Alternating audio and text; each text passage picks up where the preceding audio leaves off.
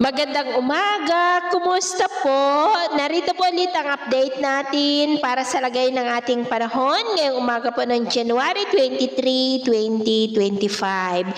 Sa ngayon po ay patuloy pa rin na walang anumang sama ng panahon sa loob at labas ng ating area of responsibility. Amihan pa rin ang patuloy na umiiral dito sa Northern at Central Luzon, shear line sa may Southern Luzon at easterly sa may Visayas at Mindanao.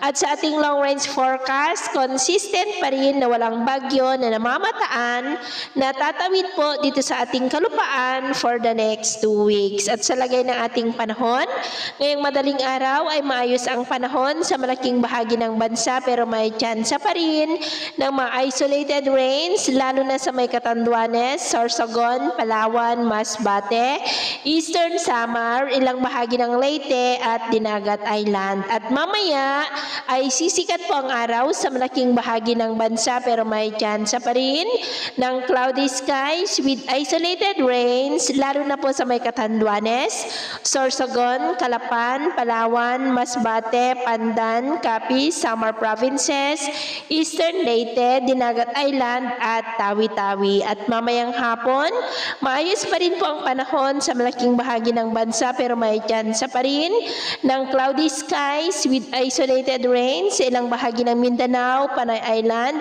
Eastern Visayas, Southern Luzon at ilang bahagi ng Cagayan.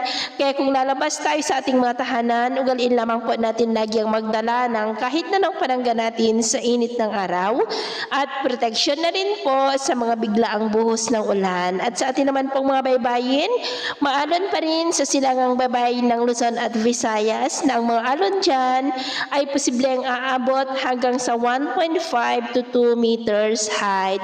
Kaya hanggat maaari po, ay iwasan na muna natin ang papalaot dyan sa mga may kulay pula para mas makaiwas sa mga sakunang pangkaragatan. So, ito po ang latest update natin sa araw na ito. At ako po muli si James na nagsasabing sa kahit na pagsubok po na darating sa ating buhay, huwag na huwag po tayong mawawalan ng pag-asa. Thank you and God bless.